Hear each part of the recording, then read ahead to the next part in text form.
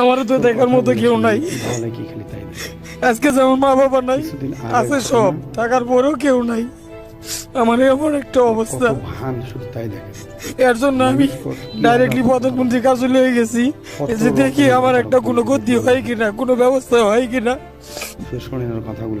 আমি একটু জায়গা রাখছি যে ঘর উঠাবো, সেই জায়গাটা আমার কাছে এখন নাই। আমি কই যাবো, কার কাছে যাবো? চেয়ারম্যান মেম্বারের কাছে গেলে তারা টাকা টাকা ছাড়া কোনো কাজ হয় না, এরকম একটা অবস্থা।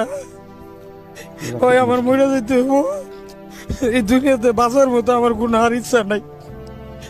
একমাত্র আমার বউ আর মেয়েটার দিকে তাকে আমি কিছু করতে পারতেছি না, নইলে এতক্ষণ আমি শেষ হয়ে যাইতাম। আমার পকেটে টাকা নাই, আমি তো কোনো চিন্তাই করি নাই, কোনো চুরি করি নাই। আমি তো না খাইয়ে ঘুরতেছি রাস্তায় দিয়ে, কারো কাছে তো হাত পাতি নেই যে আমার 10 টাকা দেন। আমি যতটুকু চলতে পারি আমি এইভাবেই চলবো। আমি তো কাউকে ঈদের সময় নিয়ে চলে যাও, তুমি ওই টাকা দিয়ে নেশা করছো না স্যার, আমি স্যার জীবনে নেশা করি না। আমি এই জীবনে একমাত্র আল্লাহর কসম, আমার চোখের কসম সব, আমি জীবনে নেশা করি না স্যার। কসম কাইটো না, আল্লাহর কসম ছাড়া অন্য কসম করা কিন্তু সেরা। জীবনে নেশা করি না। ঠিক আছে, তুমি আর ইয়া করো না।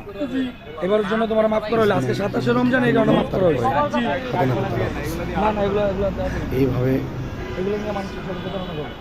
স্যার প্রিয় দর্শক, এই যে ইমোশনালি মানুষকে ব্ল্যাকমেইল করা, মানুষের সাথে প্রতারণা করা, ভণ্ডামি করা বা এটাকে বাটপারি করা, এই কাজটা আসলে ইনি করেছে। আপনারা ইমোশনাল ভিডিওটা দেখেছিলেন, একে সাহায্য সহযোগিতা করতে চেয়েছিলেন, কিন্তু ঘটনাচক্রে সে আরও একজনের সাথে একই কাজ করতে গিয়ে ধরা পড়ে যায় এবং আজকে তাকে একেবারে সবার সামনে উন্মোচন করে দিলাম। এই পৃথিবীতে আসলে আমরা কাকে বিশ্বাস করব, আপনারাই বলেন?